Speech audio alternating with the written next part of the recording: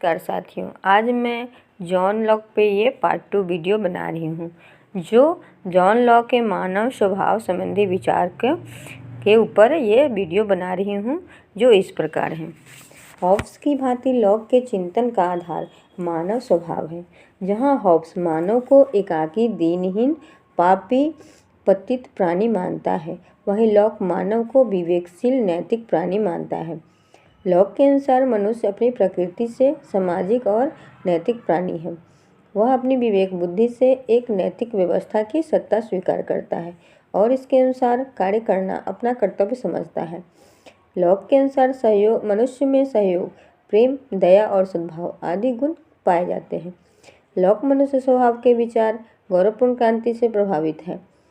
इन्हीं विचारों से प्रभावित होकर लॉक प्राकृतिक अवस्था को शांति, सद्भाव की अवस्था बताता है और सरकार को जनता के प्रति ट्रस्ट बताता है और उदारवाद की नींव रखता है। इस प्रकार हॉब्स और लॉक के मानव स्वभाव संबंधी विचारों में बुनियादी अंतर है।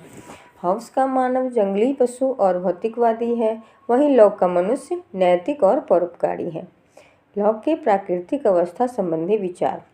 लॉक भी हॉब्स की भांति प्राकृतिक अवस्था की परिकल्पना करता है।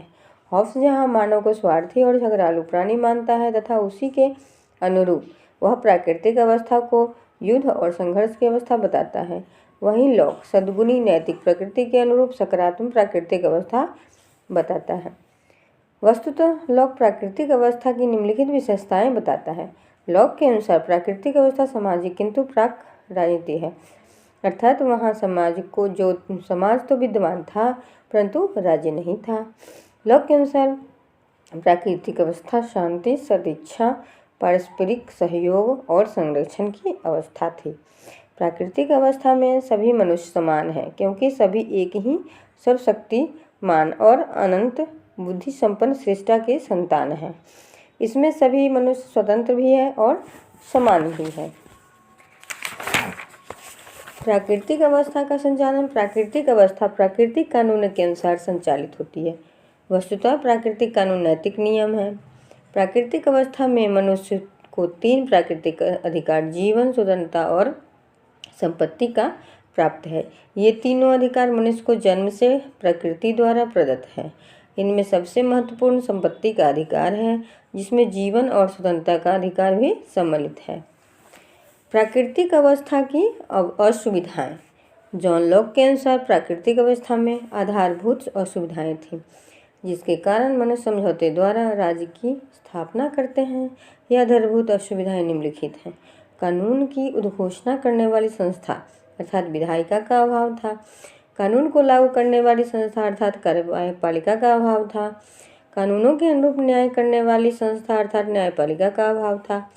प्राकृतिक अवस्था की उपरोक्त कमियों को दूर करने के लिए मनुष्य सामाजिक समझौते द्वारा राज्य की स्थापना करते हैं। अतः लॉक के अनुसार राजसत्ता की स्थापना मनुष्य के पारस्परिक भय से छुटकारा पाने के उद्देश्य से नहीं होता, बल्कि प्राकृतिक अवस्था में कुछ कठिनाइयों के निवारण और उद्देश्य के लिए होता है। तो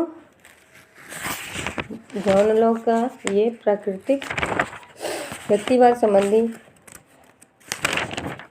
लॉक के मानव स्वभाव और प्राकृतिक अवस्था पर ये वीडियो था जिसको आप लोग पढ़ के नोट्स बना लीजिएगा। नमस्कार।